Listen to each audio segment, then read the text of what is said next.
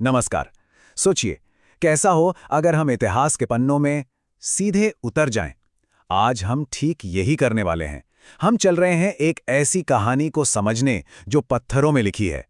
कहानी महान चित्तौड़गढ़ किले की। मेवाड़ की आन बान और शान।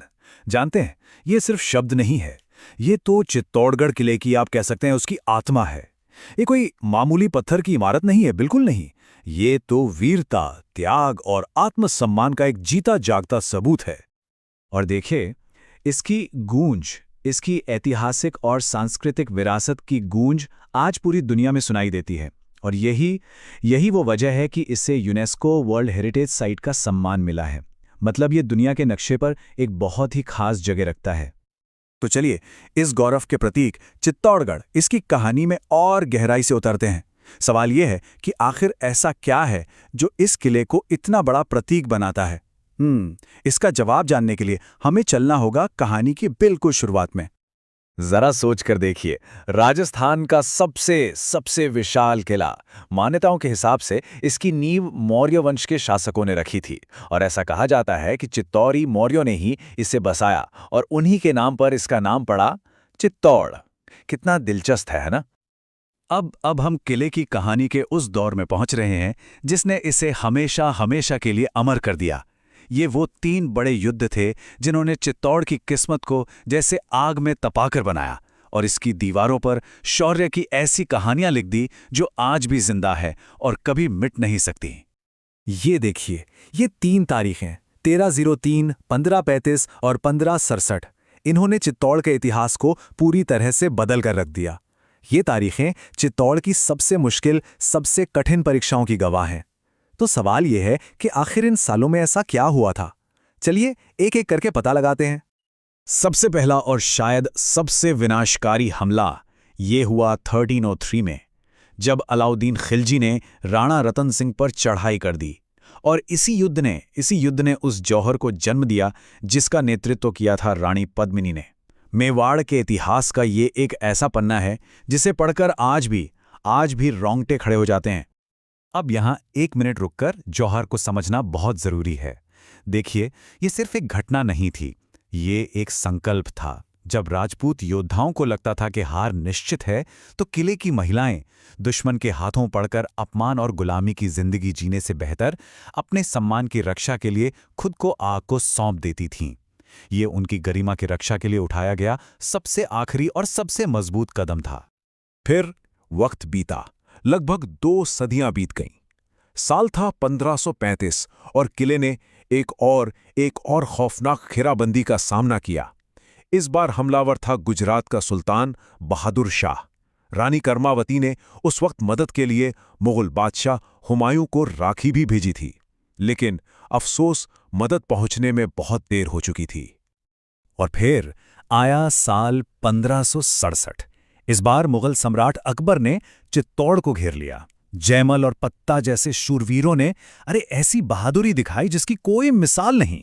लेकिन आखिर में किला अकबर के हाथों में चला ही गया। और उसके बाद जो हुआ वो एक भयानक कत्लेआम था। चित्तौड़ के इतिहास में एक और काला पन्ना जुड़ गया। लेकिन इतनी दर्दनाक यादों के बाद भी चित्तौड़ का जज्बा वो कभी नहीं टूटा। और जानते हैं इसका सबसे बड़ा सबूत क्या है? इसकी शानदार वास्तुकला। तो चलिए अब इन पत्थरों में लिखी कहानियों को पढ़ते हैं। अच्छा, अब यहाँ एक बहुत ही दिलचस्प बात है। किले में 2 मशहूर टावर हैं और अक्सर लोग इनमें कंफ्यूज हो जाते हैं। तो आइए इसे साफ करते हैं। एक तरफ है विजय स्तंभ। इसे बनवाया महाराणा कुंभा ने मालवा के सुल्तान पर अपनी जीत का जश्न मनाने के लिए। और दूसरी तरफ है कीर्ति स्तंभ। इसे एक जैन व्यापारी जीजा भगेरवाला ने बनवाया था, पहले जैन तीर्थंकर आदिनाथ के सम्मान में। तो एक है जीत का प्रतीक और दूसरा है भक्ति का। देखिए, ये दोनों मिलकर ही तो चित्तौड़ की पूरी कहानी कहते हैं, शौर्य और अध्यात्म। और हाँ, आर्किटेक्चर के कमाल यहीं खत्म नहीं होते। यहाँ मीरा मंदिर भी है जो महान कृष्ण भक्त मीराबाई को समर्पित है।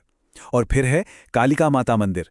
और दिलचस्प बात यह है कि ये पहले एक सूर्य मंदिर था जिसे बाद में देवी कालिका को समर्पित कर दिया गया। पर एक बात सोचिए, कोई भी किला उन लोगों के बिना क्या है जिन्होंने उसे अपना घर माना। आखिर किला सिर्फ इमारतों से तो महान नहीं बनता, वो बनता है उन लोगों की कहानियों से जो उससे जुड़े थे। तो चलिए अब मिलते हैं चित्तौड़ के कुछ ऐसे ही अमर नायकों से।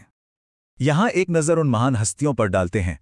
कला के महान संरक्षक महाराणा कुंभा, मेवाड़ की आन का प्रतीक बन चुकी रानी पद्मिनी, अकबर की सेना से लड़ते लड़ते अमर हो जाने वाले जयमल और पत्ता, और कृष्ण भक्ति की मिसाल मेवाड़ की बहू मीराबाई, ये सब चित्तौड़ की कहानी के अटूट हिस्से हैं। ठीक है, तो चित्तौड़ की इतनी सारी कहानियों को हमने समझा, अब जरा ये देखते हैं कि ये बातें कितनी याद रहीं। तो एक छोटा सा सवाल, विजय स्तंभ किसने बनवाया था? बिल्कुल सही, महाराणा कुंभा ने अपनी एक शानदार सैन्य जीत की याद में। बहुत बढ़िया। चलिए एक और सवाल, कीर्ति स्तंभ ये किसके सम्मान में बनवाया गया था? याद है ना, इसका मकसद विजय स्तंभ से एकदम अलग था। जी हाँ, जैन तीर्थंकर आदिनाथ के सम्मान में। तो सबसे जरूरी बात जो यहाँ याद रखनी है वो ये है कि एक टावर है जीत का प्रतीक और दूसरा है भक्ति का, और ये दोनों ही चित्तौड़ की पहचान का एक बहुत जरूरी हिस्सा है। और अब आखिर में एक सवाल जो सोचने पर मजबूर करता है। चित्तौड़गढ़ एक ऐसा किला है जो शायद हार कर भी जीत गया। इसकी विरासत हमें क्या सिखाती है? शायद यही कि असली जीत कभी हारने या जीतने में नहीं होती। असली जीत होती है अपने सम्मान और अपने सिद्धांतों के लिए आखिरी सांस तक खड़े रहने में। और शायद यही चित्तौड़ का अमर सबक है।